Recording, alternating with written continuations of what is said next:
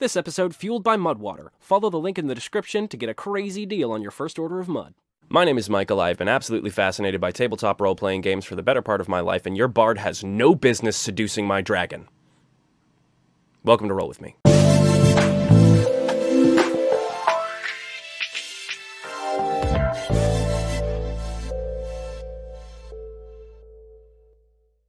In my quest to become a better dungeon master and content creator, I have stumbled across a surprisingly wholesome subreddit, RD&D, which I'm sure everybody already, is aware of. But the real wholesome, lovely part of it is the weekly top questions. And I saw some really interesting questions, and I think I'm going to answer some of them today. Because some of the answers that I saw, I didn't necessarily agree with how the responders to the post commented. I mean, a lot of people were like using some big brain calculus problems and like seemed like they were trying to mystify the game of Dungeons and Dragons, which is like kind of against my whole steez. So yeah, here are my thoughts.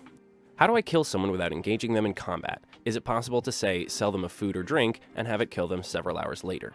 Okay, so I know Pathfinder has a different, tiered system of poisons and whatnot, and they all do different kinds of damage, like scorpion venom versus spider venom or snake venom. They all do different things. But in 5th edition, poison doesn't really work like that. A poison attack will deal, X D4 poison damage per round. So, if you're poisoning food, you couldn't really, add poison to a glass of wine and it would kill them, in their sleep.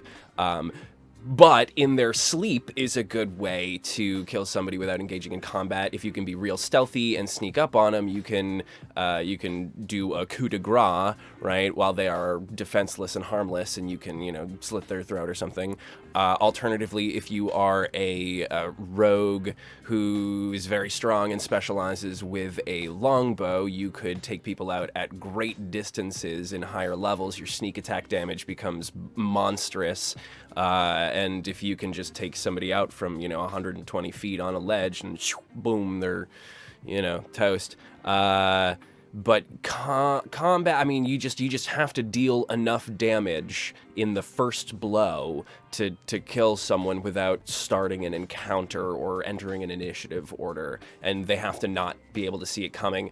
Otherwise, it's going to boil down to your DM, whether they're going to, they could create a special poison that is an ingested poison that has these properties, but that's going to be like you working with the DM and then probably figuring out a way to find the ingredients to then find somebody to make it, to then, that could be a whole arc in and of itself, and that could be very fun, taking a whole arc just to figure out how to kill someone without engaging in combat, because maybe they are incredibly dangerous or very well protected. So, yeah, but no, poison, I mean, rules as written isn't really going to work like that. They're going to eat it, and they're going to start taking XD4 points of damage and immediately realize something is wrong, and somebody is going to come and cast, cure poison and disease, and your assassination attempt will have failed. As a player, how do I get the other players to stop asking overly detailed questions during a scene? Our DM is generally pretty good at improvisations, but whenever we play, there's a good chance that one of us will catch on to some irrelevant minutia and completely derail the scene with some question the DM hasn't considered. Okay, I like this one a lot.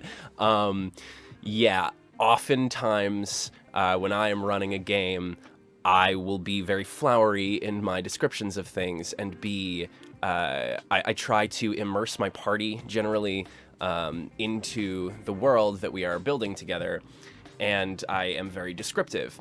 And sometimes some of the details that I will throw in to be flowery and descriptive and good for my party, they will catch on to something and they will dig into it and they will start a whole back and forth about what this rose in her cap could possibly mean. Does it have any ties to this cult? Or maybe it's another cult, a counter cult of the Rosicrucia, and that's a Knights Templar thing. Wow, I'm a nerd. But yes, it happens. And then I, as a DM, will be forced to come up with all sorts of other things. And that can be helpful sometimes, but it can also be kind of annoying and derailing. So I guess as a player, the best way to do that is in your character. You know, you can almost be meta about it. You can be like, hey guys, I feel like this actually has nothing to do with anything, and maybe we should focus on the thing that we were trying to do. You know, it takes a village, it takes a party to keep a story moving forward. So I think just good communication and talking, you know, making it fun in your character. Maybe your character is like a dum-dum and they're like a big barbarian, and you're like, oh, I don't care about that thing, I just want to go smack gerblins or something, you know. But or maybe you're the super smart wizard and you're like, actually guys, this is not the way we're doing things, because this makes more sense, and why would we focus on this? Yeah, there's a lot of ways you can get out of it. Just be polite and communicative, I guess. Like the way you would gently remind your friends to do anything, if you were going to gently remind people to be kind and communicative. Yeah. If I have a short sword in my main hand and a flame blade in my offhand, can I still benefit from the dual fighting style? No. But also yes. Two-weapon fighting in Dungeons & Dragons 5th edition specifies that you need to have a light weapon in each hand.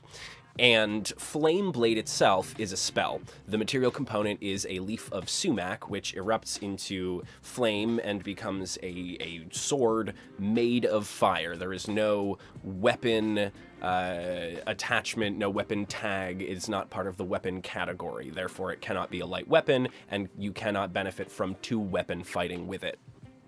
However, Green Flame Blade is a spell that the material component is a sword or any blade of any kind.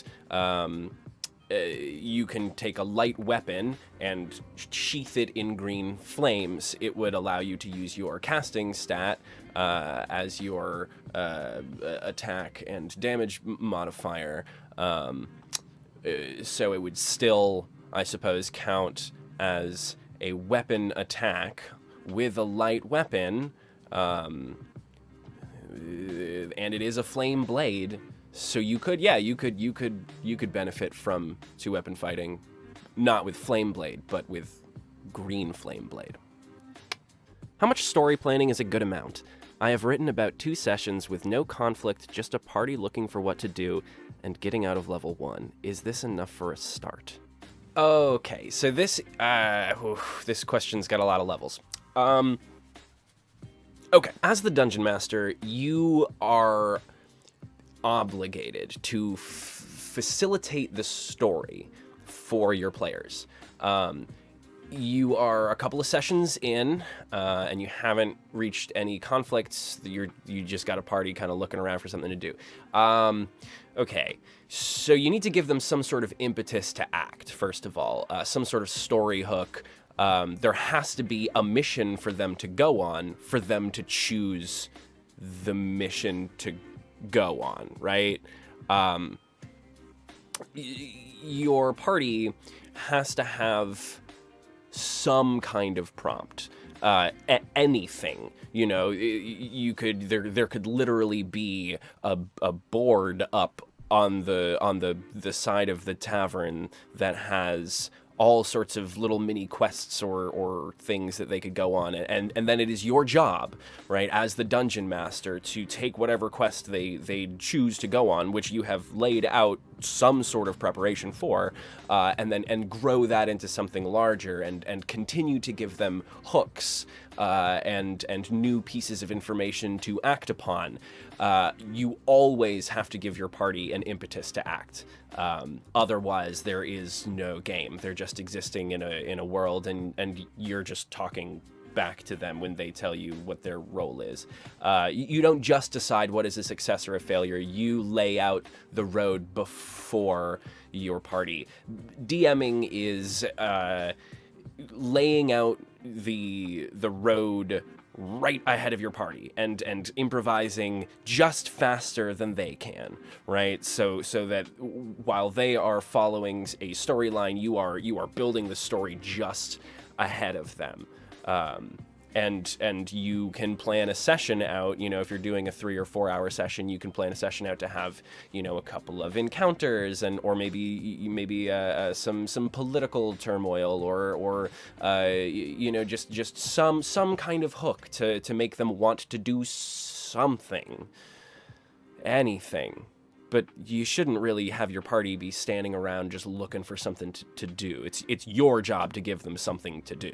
And if you're planning on a long-form campaign that is home-brewed, then planning can go too far sometimes. There is such a thing as too much planning, where we can write down to the tiniest little detail all the little minutia of where our party's going to go and how the story's going to go. But inevitably, your party, unless you slap them on a railroad, which is never fun for anybody, especially yourself, all the creativity is just out the window and the improv goes away. But short of railroading, I mean, your party is inevitably going to choose to go in a different direction than you have had planned. And so some large parts of your story could go, unused unless you can work them in other ways. But this is why you have to be flexible, right? You can build a world and an overarching storyline with appropriate hooks, but all of the little stuff that's going to happen in the middle, the beauty of that is the improvisation between you and your party and all of these friends around a table creating a story together. So yes, you should plan, and you should give your party hooks and impetus to act, and then you should let your party interact with that world and choose to go where they want to go and build the road just ahead of them. And it's a precarious balancing act, and it's very difficult, but that's what it takes. For mounted combat, if I hit the horse and or mount, who takes damage, the horse or the rider? It depends on who you're aiming at. Your standard mounted combatant has a separate AC from their horse. And if you are targeting the horse, which can be a good tactic for tripping him up, and if you drop a horse on top of a rider, that can cause some damage. And there are mechanics for falling damage and the bludgeoning damage and crushing damage from a horse falling on top of you. If you were to aim for the legs, but you would probably be shooting at disadvantage. That's a lot of things to consider. Simply, it really depends on who you're aiming at. There are a couple of features, like in the knight subclass, where you have a bond to your mount, and in which case your bonded mount sends all damage to you, so that your mount stays safe. And so if you are a mounted combatant and somebody makes an attack on you or your horse, you take the damage. But other than that, you just have to specify who you're attacking. If you're making a melee attack on somebody that's running by you on a mount, chances are you're going to have a better chance of hitting the mount than the rider.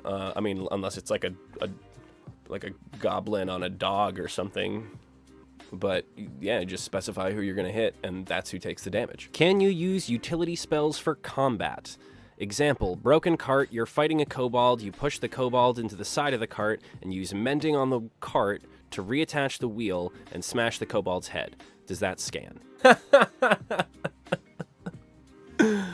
No, that doesn't scan. As awesome and badass as that would be, mending has a casting time of 1 minute, which would be an entire 10 rounds of combat, because a round of combat is 6 seconds. So a casting time of 1 minute would mean that you would need to pin that kobold under the cart, put the wheel next to the cart, and then cast Mending every round for the next 10 rounds while your party defends you from all breaks in your concentration, and somebody pins the kobold down.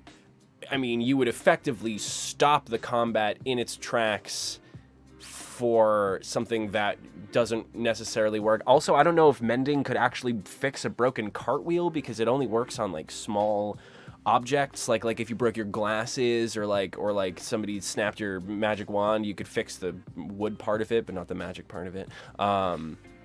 You know, or you know, like a broken staff. But I don't think Mending can fix like a broken cartwheel anyway. Yeah, there's a lot wrong with that. Utility spells, more often than not, are not meant for combat. They are meant for utility. Boy, there are some spells that can sometimes make a difference in low-level fighting.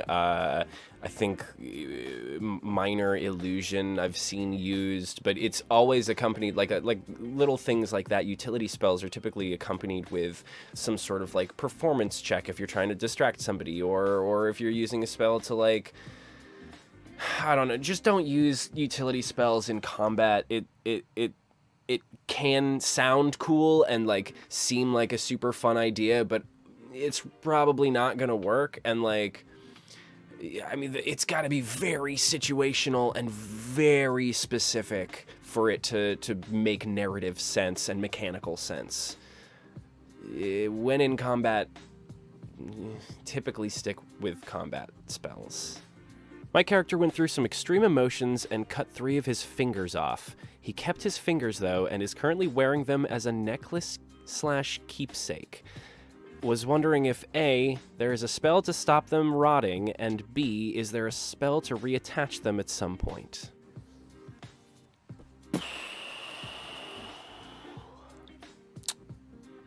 That is a lot to unpack. First of all, find a cleric who knows how to cast the spell Gentle Repose. That will stop your fingers from aging or falling apart and rotting into carbon.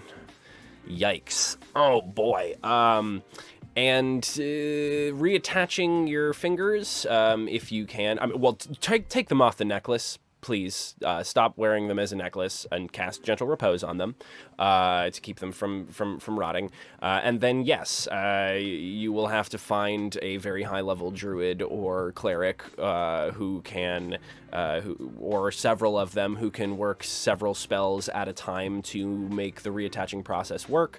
I mean, yes, it's possible. You're probably going to have to work with your dungeon master. A lot of this has to do with role-playing, and you're going to want to work with your DM to figure out a good way of reattaching those fingers. But rules as written, Gentle Repose. As a dungeon master, I would absolutely allow the use of that spell on those fingers to keep them from rotting. Keep them in like a jar or something. God. Okay. My players are currently playing through Curse of Strahd, and through the Deck of Many Things have obtained a Luck Sword. They want to use Wish to bring a powerful artifact that they know the location of, have seen it, and who wields it to their location. Would the wielder of the artifact who is attuned to it be pulled to the party with the artifact? What would you do in this situation? Oh shit. Okay. A Luck Blade is a bonkers powerful artifact. It is a +1 sword that once per day allows you to roll any attack roll with advantage as long as you have the sword on your person, and also 1d4 charges per day allows you to cast the Wish spell, which allows you to make a wish. Any wish, and the wish comes true. And the DM can be a jerk about it and be like, you know, make bad repercussions happen because you weren't super specific with your wish. Or you can just get bonkers, powerful things. Wish breaks the game. The Deck of Many Things breaks the game. You have already broken your game.